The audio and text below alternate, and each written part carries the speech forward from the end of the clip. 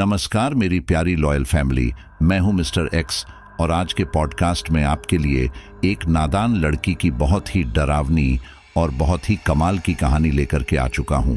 तो कहानी एक ऐसी नादान लड़की की है जिसकी जिंदगी बहुत ही अच्छे से चल रही थी। उसकी उम्र भी ज्यादा नहीं हुई थी और वो अभी कॉलेज में ही पढ़ रही थी। उस लड़की के अपने काफी सारे सपने थे जिन्हें वो पूरा करना चाहती थी। अपनी शादी को लेकर उसने बड़े बड़े सपने देख रखे थे। अपने कैरियर को लेकर वो काफी मेहनत कर रही थी। उसके परिवार की आर्थिक स्थिति बुरी तो नहीं कह सकते, पर इतनी अच्छी भी नहीं थी कि वो अपनी इच्छाओं की पूरी कर सके। तो उसे अपनी हर इच्छा को मनमसोस कर ही रह जाना पड़ता था। इसलिए वो अपनी पढ़ाई और करियर पर पूरा ध्यान देती है ताकि वो एक बेहतर लाइफस्टाइल जी सके, एक बढ़िया पार्टनर उसे मिल सके। लेकिन दोस्तों, समय का कोई भरोसा नहीं है। अगले ही पल हमारे साथ क्या होगा ये हमें बिल्कुल भी अंदाजा नहीं होता। हम जिन सपनों को पालते हैं वो सपने एक पल में चकनाचूर हो जाते हैं और ऐसा ही इस लड़की के साथ होता है। एक रोज इसके साथ ऐसा हादसा होता है कि इसके सारे सपने धूमिल हो जाते हैं। एक एक्सीडेंट की वजह से वो न तो इस दुनिया में रही और न ही दूसरी दुनिया में जा पाई। उसकी आकांक्षाओं और उसकी इच्छाओं ने उसको इतना कुंठित बना दिया था कि वो एक अलग ही दुनिया में फंस कर रह गई। और जब किसी की आत्मा इस प्रकार से तड़पती है कि उसकी इच्छाएं इस धरती पर बाकी रह जाती हैं, तब वो बहुत ही विकराल रूप ले लेती है। जो अच्छाई उसके अंदर रहती है वो सारी अच्छाइयां गायब हो जाती है और केवल बुराई उसके अंदर बची रह जाती है। तो स्टोरी जबरदस्त होने वाली है, लेकिन इसे शुरू करने से पहले आपको यही कहूंगा कि आप लोग आजकल मुझे सुझाव बहुत ही कम देने लगे हो। मैं हर स्टोरी पर आपके सुझावों का इंतजार करता हूं, तो जल्दी से अपना प्यारा कमेंट करो। और जो नए साथी पहली बार स्टोरी सुन रहे हैं वो इस रिश्ते को दिल से मजबूत करें और चैनल को सब्सक्राइब करें। तो चलिए स्टोरी को शुरू करते हैं। ये कहानी है एक छोटे से टाउन मानपुर की। आज से तकरीबन 2-2.5 साल पहले वहां कुछ ऐसी अजीबोगरीब घटनाएं घटित हुई जिनके बारे में सोचना और उन्हें समझना अपने आप में दिमाग में बहुत अजीब से सवाल खड़े कर देता है। ये कहानी है मीतू नाम की एक 20-22 साल की लड़की की, जिसे उसी की एक दोस्त रीना ने मुझे सुनाई थी। ये कहानी एक सामान्य लेकिन बड़े ही मनहूस दिन की शुरुआत के साथ शुरू होती है। उस दिन की शुरुआत बड़ी ही मनहूस थी। दिन के शुरू होने के साथ ही रीना के साथ बहुत सी बेकार चीजें होनी शुरू हो गई थी, जिनसे परेशान होकर वो मन ही मन खुद ही से बड़बड़ा रही थी। आज सुबह से ही लगातार हर काम में कुछ ना कुछ गड़बड़ होती ही जा रही है। पहले सारा दूध उबलकर पूरे गैस स्टोव पर बिखर गया, फिर अचानक हाई वोल्टेज आने से टीवी, फ्रिज सब उड़ गए। बच्चे भी जल्दी जल्दी में टिफिन नहीं ले जा सके और तो और कांताबाई बाथरूम में फिसल कर गिर गई और उसका पैर भी फ्रैक्चर हो गया है। हे भगवान, इतनी सारी प्रॉब्लम्स एक साथ एक ही दिन में अचानक कैसे हो सकती हैं? यही सब सोचते हुए रीना सीढ़ियों पर से तेजी से छत की तरफ आगे बढ़ रही थी। छत पर पहुंचते ही उसने जल्दी जल्दी सारे कपड़े डोरी से उतारने शुरू ही किए थे कि अचानक उसे नीचे घर के अंदर से कुछ भारी सी चीज गिरने की आवाज आई। आवाज इतनी तेज थी कि रीना को लगा शायद कोई कीमती सामान गिर गया है या फिर दोबारा हाई वोल्टेज जाने से फिर से कोई फाइनल्ट हुआ है। यही सब सोचकर वो जल्दी से कपड़े लेकर लगभग भागती हुई सी सीढ़ियों से उतरकर नीचे आ गई और कपड़े सोफे पर रखकर घर का एक एक कोना छान मारा, पर कहीं भी कुछ भी गिरा हुआ या टूटा हुआ सामान नजर नहीं आया। अरे यहां तो कुछ भी नहीं है, पर वो आवाज। रीना ने मन ही मन सोचा कि इस बार छत से ठीक वैसी ही आवाज उसके कानों में गूंज उठी। दोबारा वही आवाज सुनते ही रीना का माथा ठनका और उसके दिमाग में तुरंत यह बात आई कि आखिर ऊपर छत पर तो ऐसी कोई भारी भरकम चीज है ही नहीं जिसके गिरने से ऐसी तेज आवाज आए, और तो और वो खुद अभी अभी ही तो छत से नीचे उतरी हैं। तब तो वहां कहीं पर कुछ भी नहीं था, फिर अचानक ये आवाज। यही सब सोचकर उसकी दिमाग में सुबह से लेकर अब तक वही सब जो कुछ भी उसके साथ हुआ था वही सब एकाएक उसकी नजरों के आगे फिर से सजीव होने लगा था। वो मनहूसियत जो वह सुबह से लेकर अब तक महसूस कर रही थी, वो उसकी आशंका अब डर का रूप लेने लगी थी। उसके दिल और दिमाग में यही सब विचार चल रहे थे कि तभी एक बार फिर ऊपर छत से वही आवाज फिर से उसके कानों में गूंज उठी। इस बार जैसे ही वो आवाज उसके कानों में गूंजी, डर के मारे उसका शरीर थर थर कांपने लगा। फिर भी घर में अकेले होने की वजह से उसने अपनी पूरी हिम्मत जताकर छत पर जाकर देखने के बारे में सोचा और वो सहमे सहमे से कदम भरते हुए सीढ़ियों की तरफ आगे बढ़ी। हर बढ़ते कदम के साथ उसके दिल की धड़कनें तेज हो रही थीं। वो वहां से भाग जाना चाहती थी, पर अंततः हिम्मत करके वो किसी तरह छत पर जा पहुंची और उसने बड़े ही भारी कदमों और सहमी सी नजरों से छत पर इधर उधर अपनी निगाहें डालते हुए इधर उधर देखा, पर वहां कहीं पर कुछ भी नहीं था। ये देखकर रीना के माथे पर बल पड़ गए। उसकी ललाट से पसीना टपकने लगा। उसे ये देखकर हैरानी हो रही थी कि अगर छत पर कुछ भी नहीं है तो वो आवाज आखिर आ कहां से रही थी। डर के मारे उसकी हार्ट बीट तेज हो गई थी। उसे वहां खुली छत पर भी एक अजीब से खौफ का अनुभव हो रहा था। जब उसे वहां का वातावरण ठीक नहीं लगा तो उसने तुरंत छत से नीचे जाने की बात सोची और वह पलटकर तेजी से सीढ़ियों की तरफ बढ़ी। लेकिन जैसे ही वो सीढ़ियों के पास पहुंची, वहां का दरवाजा अचानक खड़खड़ाहट करते हुए अपने आप ही अंदर से बंद हो गया। ये देखकर रीना के तो होश ही उड़ गए। उसकी आंखें और मुंह खुला का खुला रह गया। डर के मारे उसकी सांसें फूल गईं और आंखों से आंसू छलछला उठे। उसने अपनी सारी ताकत लगा दी थी उस दरवाजे को धक्का लगाकर खोलने के लिए, पर वह दरवाजा टस से मस नहीं हुआ। अभी तक तो वह इस असहज स्थिति से संभली भी नहीं थी कि अचानक उसे अपने कंधे पर किसी के हाथ रखे होने का आभास हुआ। उसे ऐसा महसूस हुआ जैसे उसके ठीक पीछे कोई खड़ा है, और इसी अनुभव के साथ उसका डर अपनी सारी सीमाएं पार कर गया। उसकी सांसें इतनी ज्यादा तेज हो गई थी कि उस वक्त जैसे वह मिलो दूर से दौड़ कर आई हो। वो बुरी तरह से हाँफ रही थी। उसकी पलटकर पीछे देखने की तो हिम्मत ही नहीं हो रही थी। मारे डर के उसने अपनी आंखें पूरी तरह से भींचकर बंद कर ली थी ताकि अपने डर को थोड़ा कम कर सस सस सस सस सस सस हा हा हा हा उसे किसी की सिसकियां भरकर रोने का मंद स्वर भी सुनाई दे रहा था। ये हरकत होने के बाद तो रीना समझ ही चुकी थी कि जरूर वहां किसी अनदेखी ताकत की मौजूदगी है, पर अचानक कैसे? ये सवाल बार बार रीना के मन में उठ रहा था, क्योंकि इस घर में तो वह बरसों से रहती आई थी। कभी ऐसा भयानक तो क्या कोई छोटा मोटा अजीबो गरीब हादसा भी नहीं हुआ था उसके साथ वहां। फिर अचानक यह सब कैसे? रीना को कुछ समझ नहीं आ रहा था। आखिरकार उसने मन ही मन भगवान का नाम लेते हुए अपने डर को काबू में करते हुए पलटकर पीछे देखा। पीछे देखते ही उसके होश फांकता हो गए। उसके सामने वहां छत पर कोई भी नहीं था। ये सब देखकर वह बुरी तरह से हैरान परेशान हो गई थी, क्योंकि अभी कुछ देर पहले उसने जो कुछ भी अनुभव किया था वह सब महज उसका वहम तो हो ही नहीं सकता था।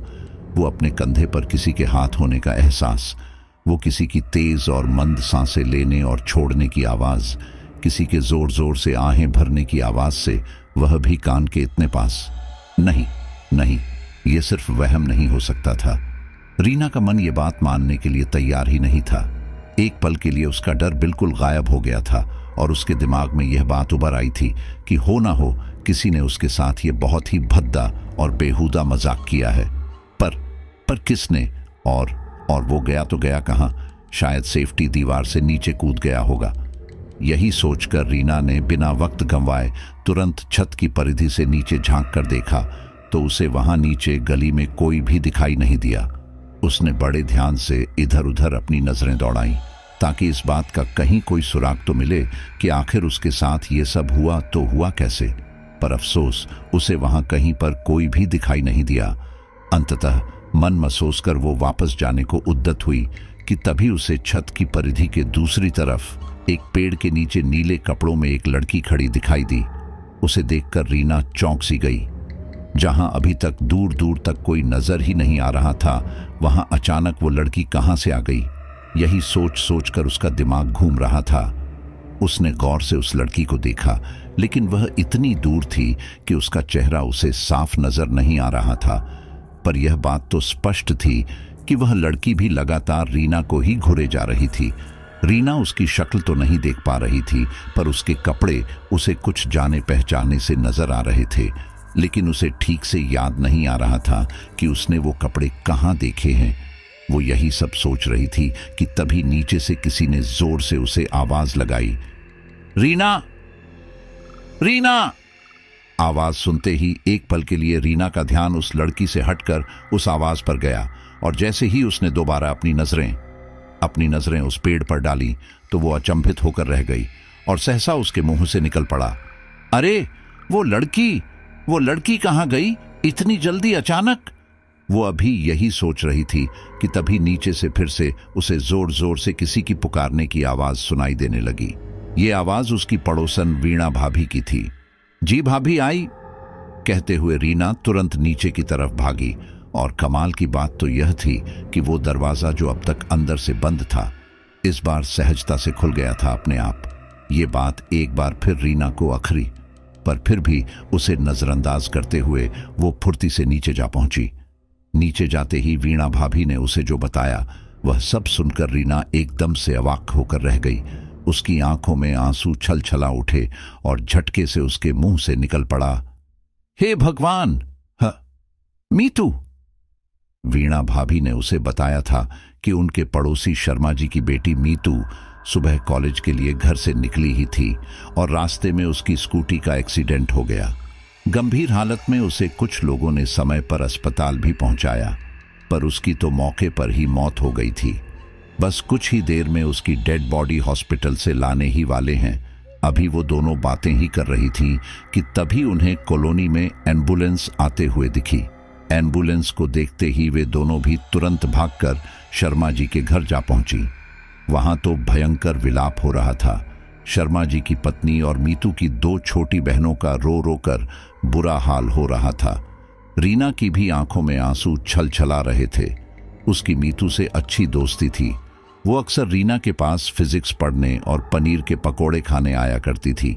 एकदम से अचानक उसकी डेथ की खबर सुनकर रीना भी भावुक हो गई थी। एम्बुलेंस से कफन में लिपटी मीतू की लाश कुछ जैसे ही नीचे उतारी गई। उसकी माँ और बहनें उससे लिपट लिपट कर बुरी तरह से रोने लगी, और इसी आपाधापी में मीतू की बॉडी से कफन सरक गया।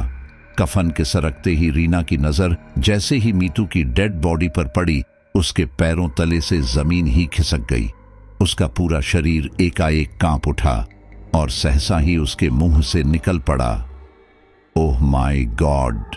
दरअसल मीतू ने ठीक वैसे ही कपड़े पहने हुए थे जैसे कि उसने अभी थोड़ी देर पहले उस रहस्यमयी लड़की के शरीर पर देखे थे। ये सब देखकर रीना के तो होश ही उड़ गए थे। अब उसे समझ में आ गया था कि आखिर जो कुछ भी उसके साथ सुबह से हो रहा था वो सब किस अमंगल का सूचक था, और जो कुछ भी अजीबोगरीब चीजें और भयानक हादसे कुछ वक्त पहले उसके साथ हुए थे उसके पीछे क्या वजह थी। और वो भारी भरकम आवाज शायद मीतू की स्कूटी के फिसल कर गिरने की आवाज जैसी ही थी। ये सारी चीजें दिमाग में आते ही रीना ने मन ही मन सब कुछ समझते हुए खुद से ही कहा, हे राम, तो क्या इसका मतलब मीतू की आत्मा खुद अपनी मौत के तुरंत बाद मुझे अपनी ही मौत की खबर देने आई थी। आज मीतू को गुजरे 2.5 साल से भी ज्यादा का वक्त गुजर गया है, पर उस दिन के बाद रीना ने मीतू को फिर कभी किसी भी रूप में नहीं देखा। पर हां, उस दिन हुए उस भयानक, डरावने और रहस्यमयी हादसे को रीना नहीं भुला पा रही हैं। इसके पीछे बस यही एक कारण नहीं है। दरअसल इसके पीछे ऐसी कई खौफनाक वजह छिपी हुई है जो मीतू की आत्मा के खौफ को दूसरी बार न महसूस करने के बाद भी रीना उसे और मौत के बाद हुए उस वाक़े को नहीं भुला पा रही है। उसके साथ उस दिन वो सब कुछ हुआ था। उसके ऑलमोस्ट 3-4 दिनों बाद उसकी सहेली ज्योति उससे मिलने घर आई। ज्योति उसी के शहर के सिटी हॉस्पिटल में एक सीनियर नर्स के रूप में अपनी सेवाएं दे रही थी। उस दिन मीतू के घर पर उसकी तीये की बैठक रखी गई थी। ज्योति को तो इस बारे में कुछ पता ही नहीं था। उस दिन उसकी छुट्टी थी हॉस्पिटल से, तो टाइम निकालकर वो अपनी सहेली रीना से मिलने उसके घर आ पहुंची। रीना को उस वक्त मीतू के तीये की बैठक में जाना था और उसका घर मीतू के घर से बस 2-4 कदमों की दूरी पर ही था। इसलिए ज्योति भी रीना के साथ मीतू के तिये की बैठक में शरीक होने उसके घर जा पहुंची। जब वहां उसने मीतू की तस्वीर देखी तो उसे देखते ही वो एकदम हैरान परेशान होकर रह गई। मीतू के घर से बाहर निकलते ही उसने अपनी सहेली रीना से उसकी डेथ के बारे में पता किया। जब रीना ने उसे ये बताया कि आज से 3 दिन पहले रेलवे स्टेशन की तरफ जाने वाली सुनसान सड़क पर सुबह तकरीबन 10 बजे के आसपास उसकी स्कूटी का एक्सीडेंट हुआ था और उसी एक्सीडेंट में उसकी डेथ हुई, ये सारी बातें सुनकर ज्योति के तो पैरों तले से जमीन ही खिसक गई। डर और दहशत के मारे उसके मुंह से निकल पड़ा, oh my God, how is this possible. उसके मुंह से ये शब्द सुनते ही उसकी ओर देखते हुए रीना बोली, क्या पॉसिबल नहीं है ज्योति, तुम किसके बारे में बात कर रही हो। रीना का सवाल सुनकर ज्योति कुछ पल के लिए ऐसे ही स्टेच्यू बनी रही, बिल्कुल अवाक ही खड़ी रही। उसके मुंह से डर और दहशत के मारे शब्द ही नहीं निकल रहे थे। उसके चेहरे का रंग फीका पड़ गया था, माथे पर पसीने की बूंदें उभर आई थी, उसकी सांसें बढ़ गई थीं। उसे देखकर ऐसा लग रहा था मानो उसने कुछ बहुत ही खौफनाक देख लिया हो। डर और दहशत उसके चेहरे पर, उसके हाव भाव में साफ नजर आ रही थी। उसकी ये हालत देखकर रीना ने उसे झकझोरते हुए दोबारा वही सवाल किया, क्या हुआ ज्योति, किस सोच में पड़ गई हो तुम, और तुम्हारे शरीर से इतना पसीना क्यों निकल रहा है, तुम ठीक तो हो ना। दोबारा उसका सवाल सुनते ही ज्योति थोड़ा सिहर उठी।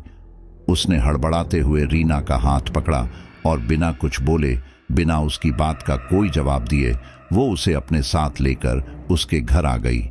उसे इस तरह से रिएक्ट करते देख रीना ने उससे पूछते हुए कहा, व्हाट हैपन ज्योति, तुम मुझे इस तरह पकड़कर बिना कुछ बोले घर क्यों ले आई हो। प्रश्न भरी निगाहों से ज्योति की तरफ देखते हुए रीना ने कहा, आखिर बात क्या है कि जो तुम्हारे चेहरे की रंगत एकदम से फीकी पड़ गई है। रीना की बात सुनकर ज्योति सहमते हुए बड़ी ही दबी सी आवाज में एक लंबी गहरी सांस छोड़ते हुए बोली, हाँ, मुझे समझ में नहीं आ रहा रीना की, मैं तुम्हें कैसे बताऊं, पता नहीं तुम मेरी बातों पर यकीन करोगी भी या नहीं, मुझे नहीं पता, लेकिन जो बात मैं तुमसे कहने जा रही हूं वो बात सच है, एकदम सच, जिसे मैंने खुद देखा है, भुगता है और शायद उससे जिंदा बचकर निकली हूं। ज्योति की कही इस बात ने रीना को पूरी तरह से हैरान करके रख दिया और उसकी इसी बात पर रिएक्ट करते हुए वो बोली, ये तुम क्या कह रही हो ज्योति। उसकी बात सुनकर अपनी दास्तां बयां करते हुए ज्योति ने अपनी बात कहना शुरू किया। बात उस दिन की है रीना, जिस दिन तुम्हारी पड़ोसी मीतू का एक्सीडेंट हुआ था।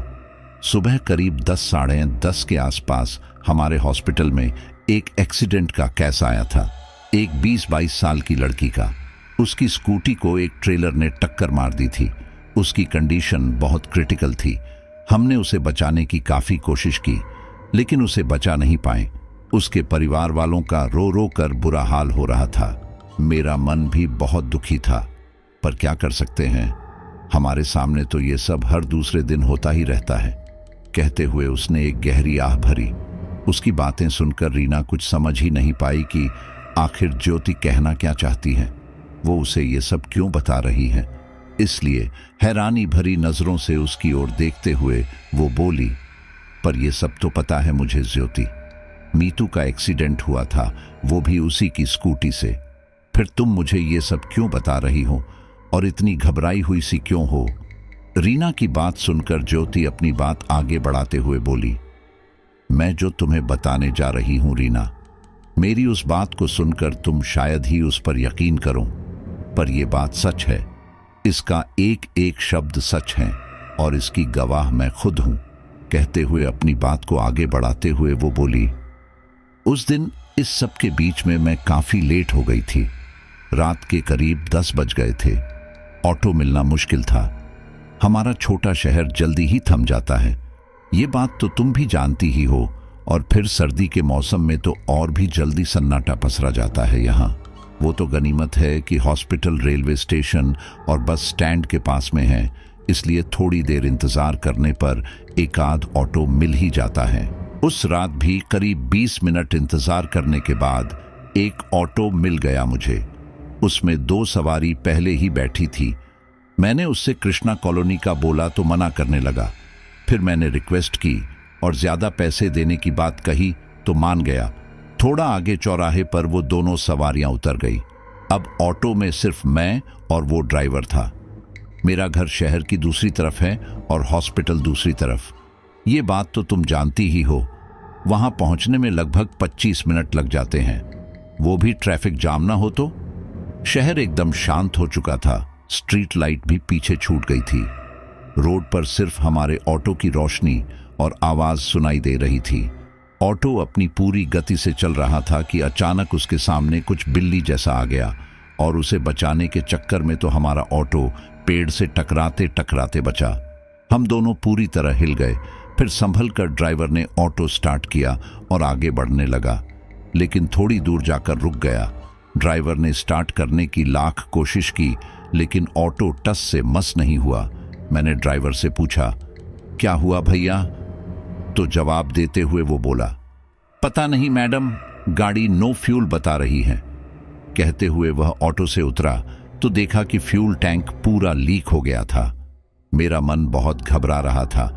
मैं भी किसी हेल्प की उम्मीद लिए नीचे उतरी और फोन की बैटरी ऑन की।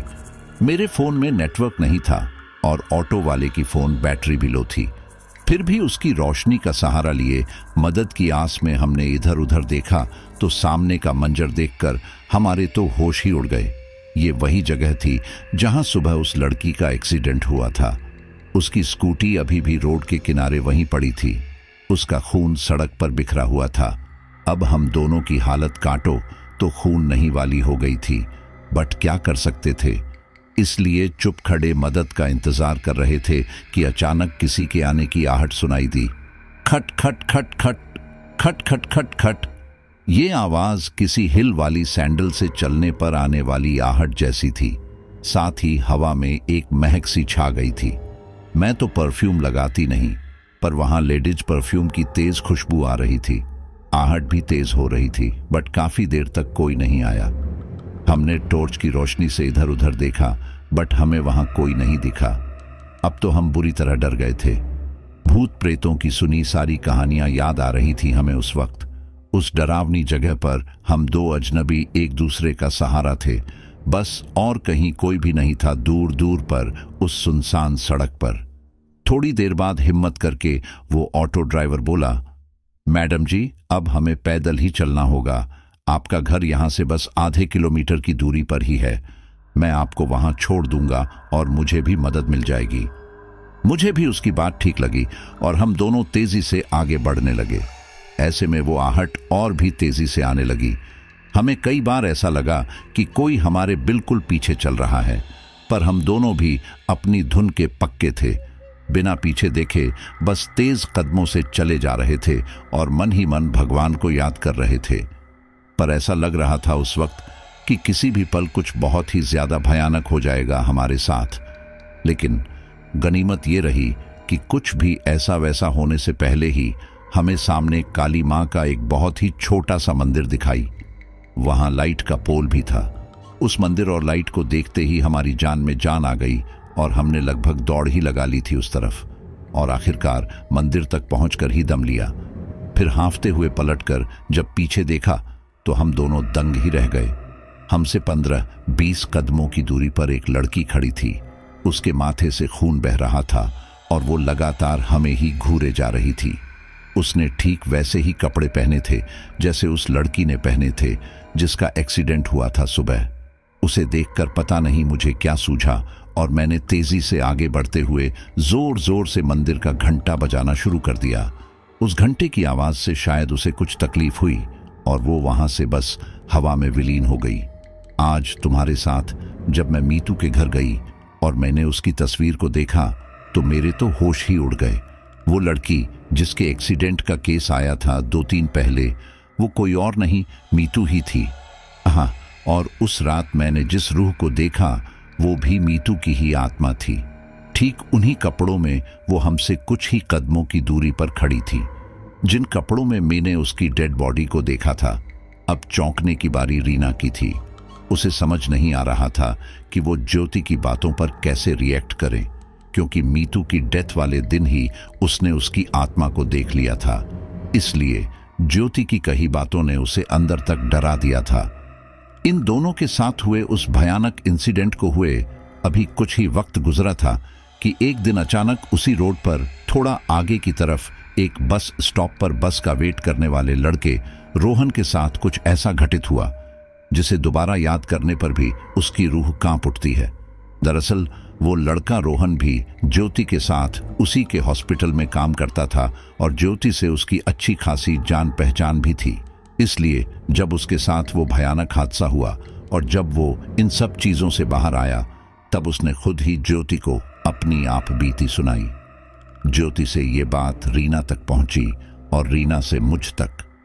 उस दिन सुबह से ही रुक रुक कर तेज बरसात हो रही थी। रोहन बस स्टॉप पर खड़ा अपनी बस का इंतजार कर रहा था। तेज बारिश के कारण वहां बस स्टॉप पर इक्का दुक्का लोग ही खड़े थे। सड़क पूरी तरह सुनी पड़ी थी। चारों तरफ पानी और कीचड़ ही नजर आ रहा था। ऐसे में रोहन को इंतजार था तो बस अपनी बस के आने का। उसके आने का वक्त तो हो चुका था, पर तेज बारिश के कारण वह थोड़ा लेट हो गई थी। उससे ठीक पहले आने वाली शास्त्री नगर की बस भी अभी तक आई नहीं थी। इसलिए रोहन समझ गया था कि उसे आज लंबा इंतजार करना ही पड़ेगा। वैसे भी बरसात के मौसम में अक्सर ऐसी प्रॉब्लम होती ही रहती है। बस स्टॉप के बेंच पर बैठना भी आज पॉसिबल नहीं था, क्योंकि वो भी पानी से पूरी तरह गीली हो चुकी थी। सो वो अपना छाता पकड़े वहीं खड़े खड़े अब बुरी तरह से थक भी चुका था। लेकिन बस का कहीं कोई अता पता नहीं था। इंक्वायरी वाले तो बस एक ही रटा रटाया जवाब दे रहे थे, बस ऑन द वे हैं। पर वहां खड़े खड़े रोहन की तो हालत ही खराब हो रही थी। तभी कुछ देर बाद उसे बस के हॉर्न की आवाज सुनाई दी। हॉर्न की आवाज सुनकर रोहन ने तुरंत सड़क के दाईं तरफ देखा तो उसे एक बस आती हुई दिखाई दी। बस को देखते ही मानो उसके मन को तसल्ली मिल गई थी उस वक्त। पर यह क्या, ये बस तो शास्त्री नगर की थी और उसे स्टेशन रोड जाना था। बस उसी एक ही पल में उसके मन को मिला सारा सुकून जाता रहा और साथ में वह इक्का दुक्का लोग भी जो वहां बस स्टॉप पर उसके साथ खड़े थे उस बस में सवार होकर चले गए। लेकिन उसका इंतजार शायद लंबा चलने वाला था, क्योंकि जो बस अभी वहां से रवाना हुई थी उसका समय रोहन की बस से 20 मिनट आगे का था। ऐसे में जब 20 मिनट पहले वाली बस अगर अभी अभी निकली थी तो वो समझ गया था कि उसकी बस को आने में अभी और ज्यादा वक्त लगने वाला था। खैर, हम मिडिल क्लास लोगों को वैसे भी हर चीज के लिए लंबे इंतजार की आदत तो होती ही है। ऐसे में रोहन भी बस अपनी इसी खूबी के सहारे भारी बरसात में छतरी पकड़े बिना किसी हमराही के उस बस स्टॉप पर अकेले खड़ा बार बार सड़क के दाहिनी तरफ निगाहें दौड़ता बड़ी बेसब्री से अपनी बस के आने का इंतजार कर रहा था। उस बस को गए हुए भी अब ऑलमोस्ट 10 से 15 मिनट हो चुके थे, पर रोहन की बस का कहीं कोई अता पता नहीं था। ऊपर से वह भारी बरसात और ठंडी हवा उसके शरीर को कंपा रही थी। उस वक्त उसे कहीं से थोड़ी गर्मी पाने की इच्छा हो रही थी। इसी आस में उसने वहां आसपास चारों तरफ अपनी नजर घुमाई, पर वहां कहीं कोई चाय कॉफी का स्टॉल भी नजर नहीं आया। अंततः रुवासा होकर उसने अपने बाएं हाथ से अपने दाहिने हाथ और सीने को अपने ही भीतर समेट लिया, ताकि शरीर को खुद उसी की गर्मी से थोड़ा गर्म रख सकें। वो अब ठंड के मारे कुछ ज्यादा ही ठिठुरने लगा था। तभी अचानक उसे अपने पास किसी इंसानी ढांचे के खड़े होने का अनुभव हुआ। सहसा हुए उस अनुभव ने रोहन के शरीर में एक सिहरन सी पैदा कर दी और उसने तुरंत झटके के साथ पलटकर अपने बाजू में नजर डाली तो सामने की तरफ क्या, ठीक उसकी बगल में ही एक परियों की सी खूबसूरत लंबे बालों वाली लड़की खड़ी थी। उसका चेहरा, उसका बदन और मदमस्त यौवन देखते ही बनता था। उसका रूप और सौंदर्य इतना मनभावन था कि रोहन की नजरें कुछ पल के लिए उसके चेहरे पर ही जाकर ठहर गई थी। वो उसके रूप सौंदर्य के सागर में गोते लगा रहा था। उस लड़की को देखकर उसके रोम रोम में एक बिजली सी दौड़ गई थी, मानो उसकी सारी ठंड, सारी तकलीफ, सब कुछ जैसे गायब ही हो गया था। वो तो बस उसके रूप जाल में फंस सा गया था। उस वक्त उसे इस बात की भी सुध नहीं थी कि यह सोच सके कि आखिर इतनी तेज बरसात में अचानक उस सुनसान सड़क पर इतनी खूबसूरत लड़की आई कहां से। उसे उस वक्त कुछ भी नहीं सूझ रहा था। वो तो बस लगातार उसके मोहिनी रूप को देखकर आकर्षित हो रहा था, सम्मोहित हो रहा था। क्या गजब का आकर्षण था उसके रूप सौंदर्य में, जिसकी कोई उपमा उसे उस वक्त उसके सौंदर्य के समक्ष नजर ही नहीं आ रही थी। और सबसे ज्यादा हैरान करने वाली बात तो यह थी कि इतनी देर से उसे इस तरह से खुद को घूरते हुए देखकर भी वो लड़की अब तक शांत खड़ी मंद मंद मुस्कुरा रही थी, जबकि ऐसी सिचुएशन में कोई भी दूसरी लड़की सीधे उसके मुंह पर तमाचा जड़ देती। पर इसके विपरीत वो लड़की रोहन को देखकर मंद मंद मुस्कुरा रही थी और रोहन उसकी मुस्कुराहट के आगे नतमस्तक हो रहा था। वे दोनों शायद उस वक्त एक दूसरे के प्रति पूरी तरह से आकर्षित हो चुके थे। फिर भी उसके करीब जाने की अब तक हिम्मत नहीं हो रही थी रोहन की। वो बार बार अपने तीखे नयन बाणों से उसे अपनी तरफ खींच रही थी और अपने और करीब आने का इशारा कर रही थी। पर जब उसने देखा कि रोहन उसके करीब जाने से हिचकिचा रहा है, तो उसने खुद ही उसके नजदीक आने की पहल की और देखते ही देखते वो उसके बिल्कुल नजदीक उसी के छाते के नीचे आकर उसके पास खड़ी हो गई। उसे अपने इतना करीब देखकर एक पल के लिए तो मानो रोहन की सांस वहीं अटक गई थी, क्योंकि अब वो स्थिति उसके लिए थोड़ी असहज हो गई थी और उसके दिमाग में ये बात भी बार बार सवाल उठा रही थी कि आखिर कोई लड़की ऐसा कैसे कर सकती है कि किसी अनजान शख्स के इतना करीब आ जाए, वो भी कुछ ही पलों में। एक बात और भी थी जो उस वक्त रोहन की समझ से परे थी, और वो ये कि इतनी तेज बरसात में भीगने के बावजूद भी उसका शरीर कहीं से भी थोड़ा भी गिला नहीं था। उसके कपड़े भी पूरी तरह सूखे और एकदम साफ थे। रोहन को ये बात बहुत ज्यादा अजीब लग रही थी, लेकिन उसने इस बात को नजरअंदाज कर दिया। फिर उसे लगा कि शायद वो लड़की कोई कॉल गर्ल या फ्रॉड है जो उसे अपने रूप जाल में फांस कर लूटना चाहती है। बस ये ख्याल दिमाग में आते ही वो तुरंत वहां से 4 कदम पीछे हटकर उससे दूर हो गया। रोहन का ये बिहेवियर शायद उसके मन मुताबिक नहीं था, इसलिए उसने तुरंत रिएक्ट करते हुए अपनी कोयल सी मीठी बोली में कहा, क्या हुआ, तुम मुझसे दूर क्यों हो गए? रोहन के पास उसके सवालों का कोई जवाब नहीं था, इसलिए उस वक्त उसने चुप रहना ही ठीक समझा। पर वो कमबख्त मानने वाली कहां थी। वो फिर से उसके करीब आने की कोशिश करने लगी और इस बार तो उसने रोहन का हाथ भी पकड़ लिया। तब खुद को उससे छुड़ाने की कोशिश में उसे झिड़कते हुए रोहन बोला, अरे दूर हट, क्यों गले पड़ रही है जबरदस्ती? कहते हुए रोहन उसे झटके से पीछे धकेल दिया। बस उसका इतना करना भरा था और वो लड़की गुस्से से आग बबूला हो उठी और फिर जो कुछ भी रोहन ने देखा उसकी तो कभी किसी ने सपने में भी कल्पना नहीं की होगी। अब तक वो जिसे स्वर्ग की अप्सरा समझ रहा था, वो एक भयंकर आत्मा थी, एक चुड़ैल या एक पिशाचिनी। वो उसके पास एक बड़े ही आकर्षक स्वरूप में आई थी, लेकिन जब रोहन ने उसे झिड़का तो उसके गुस्से का पैरामीटर हाई हो गया था। उस वक्त वो रोहन के सामने अपने आप गई थी। उसका ऐसा विकराल भयंकर रूप और रक्त पिपासु आंखें देखकर रोहन का अंग अंग थर थर उठा था। उसके हाथ से छूटकर छाता भी जमीन पर गिर गया। उसे देखकर डर के मारे मुंह से एक जोरदार चीख निकल गई। वहां का माहौल उस वक्त इतना भयानक हो गया था जिसे शब्दों में बयां कर पाना भी मेरे बस में नहीं है। उस वक्त वहां तूफानी हवाएं चलने लगी थी। बिजली की कड़कड़ाहट हद से ज्यादा भयानक हो गई थी। पानी की एक एक बूंद जैसे उस वक्त एक भयानक हंसी हंस रही थी। रोहन के हाथ पांव कांप रहे थे। वो वहां से भाग जाना चाहता था, पर अफसोस उस वक्त उसके पांव वहां से टस से मस नहीं हो रहे थे। उसे इस कदर भयभीत होते देखकर वो प्रेतात्मा जोर जोर से हंसने लगी। उसकी आवाज इतनी कर्कश और भयानक थी कि अगर उसे कुछ देर लगातार सुना जाए तो कान के पर्दे ही फट जाएं। कुछ देर ऐसे ही अट्टहास करने के बाद तेज गर्जना करते हुए उसने कहा, तेरी इतनी हिम्मत कि तू मुझे मना करे, मुझे धक्का दे, अब तेरी मौत आ गई समझ। कहते हुए वो उसी तेज गर्जना के साथ सीधे रोहन के सीने पर झपट पड़ी। उसकी छलांग इतनी जबरदस्त थी कि वो उससे असंतुलित होकर जमीन पर गिर पड़ा और शायद उस वक्त उसकी किस्मत ने उसका साथ दिया। ठीक उसी वक्त जब वो प्रेतात्मा उसकी छाती पर चढ़कर बैठी थी, बस के हॉर्न की तेज आवाज समूचे वातावरण में गूंज उठी। उस आवाज को सुनते ही वो प्रेत आत्मा पूरी तरह से असहज हो गई और हूं हा हा हा के स्वर के साथ तुरंत वहां से गायब हो गई। लेकिन रोहन पर उसके अटैक का बहुत गहरा असर हुआ था। वो अभी भी वहीं जमीन पर बदहाल पड़ा तड़प रहा था।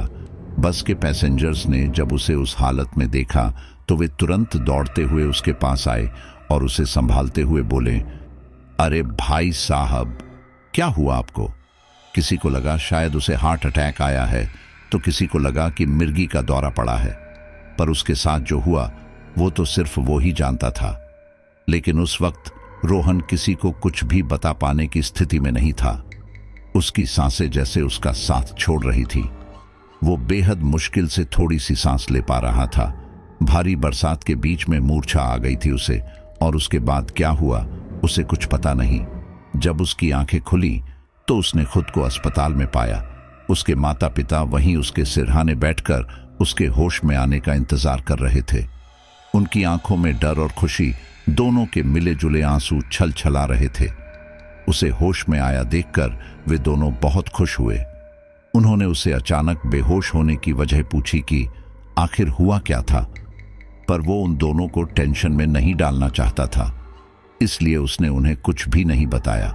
उसी दिन उसे हॉस्पिटल से भी रिलीफ मिल गई थी और वो अपने पेरेंट्स के साथ घर लौट आया था। अब तबीयत भी थोड़ी ठीक लग रही थी उसे, लेकिन उसके माँ बाप ने पूरे दिन आराम करने की सलाह दी थी। उसे भी अब कोई काम नहीं था, इसलिए वो दवाई लेकर अपने कमरे में आराम कर रहा था। कुछ देर तो सब कुछ शांत ही रहा। फिर अचानक उसे महसूस हुआ जैसे उसके बिस्तर के पास कोई खड़ा है। कोई साया सा महसूस हुआ उसे, तो उसे लगा शायद माँ होगी, इसलिए तुरंत करवट बदलकर उसने पीछे की तरफ देखा। पलटकर देखने पर सामने का नजारा देखते ही उसका दिल और दिमाग सुन्न पड़ गया। आवाज हलक में ही अटक कर रह गई, आंखें फटी की फटी रह गई। बिस्तर पर पड़ा पड़ा वो मारे डर के थर थर कांपने लगा। उसका पूरा का पूरा शरीर पसीने से तरबतर हो गया था। उस वक्त वो ठीक से सांस भी नहीं ले पा रहा था और उसके शरीर का टेम्परेचर भी बहुत ज्यादा बढ़ गया था। वो तवे पर पड़ी रोटी की तरह तप रहा था। वो भयानक आत्मा जिसने बस स्टॉप पर उस पर हमला किया था, वो ठीक उसके सामने खड़ी थी। उसकी वो भयानक आंखें उसे ऐसे घूर रही थीं जैसे कोई शिकारी अपने शिकार को घूरता है।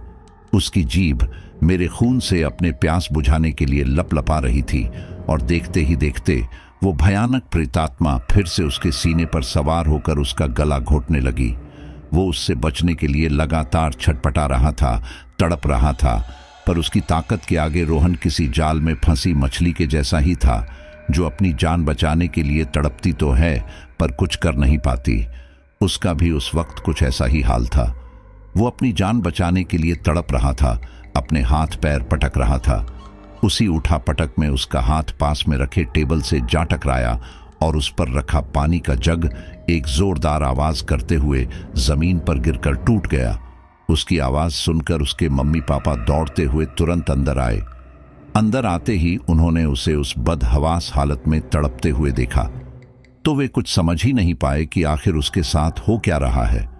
उन्हें वो चुड़ैल शायद दिखाई ही नहीं दे रही थी, जबकि उसके दबाव से रोहन की सांसें उसका साथ छोड़ रही थी। उस टाइम उसके माता पिता ने पता नहीं क्या और कैसे किया, उसे कुछ पता नहीं, क्योंकि उस वक्त एक बार फिर से वो बेहोश हो गया था और जब होश में आया तो देखा उसके मम्मी पापा वहीं उसके पास बैठे थे। डॉक्टर भी थे वहां। उन्होंने बताया कि शायद ब्लड प्रेशर बढ़ने की वजह से रोहन बार बार बेहोश हो रहा है। उसके पेरेंट्स यह सुनकर हैरान हो गए थे, क्योंकि आज से पहले तो उसे यह समस्या कभी थी ही नहीं। उन्होंने डॉक्टर को यह बात बताई भी कि आज से पहले रोहन की हेल्थ को लेकर इस तरह का कभी कोई इश्यू नहीं हुआ है, तो फिर अब अचानक ये सब कैसे इतना ज्यादा बढ़ गया है। डॉक्टर ने उनकी बात सुनी और बताया शायद ज्यादा टेंशन की वजह से उसके साथ ऐसा बार बार हो रहा है। वे कुछ और मेडिसिन प्रिस्क्राइब करके वहां से चले गए, लेकिन उनकी कई बातों पर रोहन के पेरेंट्स को यकीन नहीं हो रहा था, क्योंकि वे अच्छी तरह से जानते थे कि रोहन को किसी बात का कोई टेंशन था ही नहीं, और ऐसा टेंशन तो बिल्कुल भी नहीं कि उसकी वजह से रोहन की सेहत अचानक इतनी खराब हो जाए। इसलिए डॉक्टर के चले जाने के बाद उसके पेरेंट्स ने उस पर दबाव डालकर सारा सच जान ही लिया, जिसकी शायद उन्हें पहले से ही आशंका थी, क्योंकि जब वो चुड़ैल उसकी छाती पर बैठकर उसका गला घोंटने की कोशिश कर रही थी और वो तड़प रहा था, तब उस वक्त उसकी मां ने उसके तड़पते शरीर पर गंगाजल के छींटे मारे थे। शायद ये गंगाजल की ही महिमा थी कि उस वक्त रोहन मौत के मुंह में जाते जाते रह गया। उसके बाद उसे लगातार 2 दिन ऐसे ही दौरे पड़ते रहे। वो प्रेतात्मा अब उसे हर जगह नजर आने लगी थी। उसका उठना बैठना, खाना पीना सब कुछ मुश्किल हो गया था। उसकी हालत 2 ही दिनों में ऐसी हो गई थी जैसे वो सालों से इस मरणासन्न स्थिति में जी रहा हो। उसकी तबीयत दिन ब दिन बिगड़ती ही जा रही थी। उसका रोना, चीखना, चिल्लाना अब पड़ोसियों के कानों तक भी पहुंच गया था। वही उसके माता पिता का रो रो कर बुरा हाल हो रहा था। क्या करें क्या ना करें, उन्हें कुछ भी समझ नहीं आ रहा था। वही रोहन दिन ब दिन पागल और बेहद कमजोर होता जा रहा था। ऐसे में एक दिन उनके एक रिश्तेदार रोहन से मिलने, उसका हालचाल पूछने उनके घर आए, और जब उन्होंने रोहन की वो हालत देखी तब उन्होंने रोहन के माँ बाप से उसकी इस हालत के पीछे की वजह पूछी, जिसका कहीं ना कहीं उन्हें पहले से ही अंदेशा हो चुका था। ऐसे में रोहन के माता पिता ने उसके साथ हुए उस खौफनाक हादसे के बारे में उन्हें बताया। सब कुछ जान और समझ लेने के बाद उन्होंने रोहन के मम्मी पापा से उसे मेहंदीपुर ले जाने की बात कही और घाटे वाले बालाजी महाराज की महिमा का बखान किया। रोहन के मम्मी पापा भी उनकी बात मानते हुए उसे तुरंत राजस्थान ले जाने को तैयार हो गए। और सबसे बड़ी और अहम बात ये कि वहां जाते ही रोहन की सारी पीड़ा एक ही पल में दूर हो गई। फिर भी उसे वहां 3 दिन रुकना पड़ा, और 3 दिनों में वहां के पुजारी ने उसे प्रतिदिन दिन में कम से कम 5 बार मंत्र उच्चारण के साथ झाड़ा लगाया और उसे उस दुष्ट प्रेत आत्मा के चंगुल से हमेशा हमेशा के लिए मुक्त कर दिया। उन्होंने हमें यह भी बताया कि रोहन की किस्मत अच्छी थी जो उस दिन वो बस वहां आ गई, वरना वो प्रेत आत्मा उस दिन मुझ पर हावी हो जाती और फिर मुझे बचाना नामुमकिन हो जाता। उन्होंने उसे उस प्रेत आत्मा से सुरक्षा प्रदान करने के लिए रोहन को एक सिद्ध कवच युक्त माला भी पहनाई, जिसे हमेशा धारण करना उसके लिए बेहद जरूरी है, क्योंकि अगर उसने ऐसा नहीं किया तो वह प्रेत आत्मा फिर से उस पर हावी हो सकती है, उस पर जानलेवा हमला भी कर सकती है। ये पूरी कहानी रोहन ने ज्योति को तब बताई जब वो तो पूरी तरह से ठीक हो चुका था, पर उस रेलवे स्टेशन वाली सुनसान सड़क पर जहां मीतू का एक्सीडेंट हुआ था, वहां बहुत से लोगों के साथ आए दिन ऐसे हादसे होने लगे थे।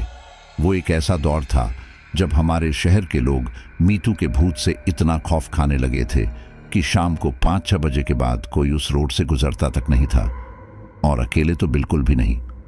जब वक्त के साथ चीजें बढ़ती गई तब शहर के प्रशासन और समाज सेवियों ने आगे आकर लोगों की तसल्ली और मीतू की आत्मा की शांति के लिए उस जगह पर हवन करवाया। सर्वधर्म सेवा समिति ने भी वहां आकर अपने अपने विधि विधान के साथ पूजा करवाई। उसके अलावा यहां मीतू के अपने परिवार वाले भी उसके खौफ से अछूते नहीं रहे थे। उसकी दोनों बहनों को वो सपनों में रोज दिखाई देती थी और उसकी मां को हकीकत में। ऐसे में उसके अपने परिवार ने भी उसकी आत्मा की मुक्ति के लिए पिंडदान और श्राद्ध कर्म करवाया, ताकि उसे उस परलोक में शांति मिल सके और दूसरे लोगों को यहां इस दुनिया में उसके खौफ से मुक्ति। आज इस बात को बीते लगभग 2.5 साल पूरे हो चुके हैं। अब मीतू के भूत का खौफ और स्टेशन रोड पर होने वाले भयानक हादसों का डर दोनों ही लोगों के जहन से बिल्कुल खत्म हो चुके हैं। अब उस इलाके में रात को भी चहल पहल होती है। शायद पूरे शहर की एक साथ की गई प्रार्थना से मीतू की खौफनाक प्रेतात्मा को भी शांति मिल गई है। तो साथियों, हमारी ये स्टोरी यहीं पर कंप्लीट होती है। कई बार हम हद से ज्यादा आकांक्षाएं पाल लेते हैं। जितना हमें मिलता है हम उतने में खुश नहीं होते हैं और हर पल यही सोचते रहते हैं कि इससे ज्यादा मिल जाए। लेकिन साथियों, धन, दौलत और पैसों से कभी लोग सुखी नहीं होते हैं। जहां पर हम अपने मन को संतुष्टि प्रदान कर लेंगे वहीं पर हम संतुष्ट हो जाएंगे। वरना आप देखिए, दुनिया में ऐसे करोड़पति लोग भी हैं जो रात को नींद की दवाइयां खाकर सोते हैं। मतलब इतना पैसा होने के बावजूद भी उन्हें एक सुकून की नींद नहीं मिल पाती है। वहीं महज एक मजदूर दिन की मजदूरी प्राप्त करके ही और भगवान की भक्ति में लीन होते हुए एक सुकून की नींद सोता है। तो अगर हम इन इच्छाओं में, इस मोह माया में उलझ कर रह गए तो एक ही जन्म नहीं बल्कि न जाने कितने ही जन्म आप इस धरती पर आते जाते रहोगे और उस परमेश्वर को प्राप्त नहीं कर पाओगे। और हमारा असली मकसद यही है कि हम उस परमात्मा से मिल जाए। लेकिन अगर आप संसार की भोग विलासिता की वस्तुओं में फंस जाएंगे तो परमात्मा की प्राप्ति कैसे कर पाएंगे। तो उम्मीद करता हूं स्टोरी आपको काफी पसंद आई होगी, और जो साथी आखिर तक कहानी सुन रहे हैं वो अपना नाम कमेंट में जरूर बता दें, ताकि अगली स्टोरी में मैं उनका नाम लेने की पूरी कोशिश कर सकूं। चलिए अब हम अपने कुछ लॉयल फ्रेंड्स के नाम लेते हैं। Avinash Deep Kaur Punjab, Nukul Bulandshahr, Rahul Kanojia, Manish Roy UP, Rachna Sharma Delhi, PR Verma Alwar, Rajkumar Bisht Nepal, Yasmin USA, Raja Delhi, Sunil Bairwa Kota, Rocky और Jasmine Dubai, Angad Chauhan UP। सभी का बहुत बहुत धन्यवाद। मिलते हैं अगली स्टोरी पर।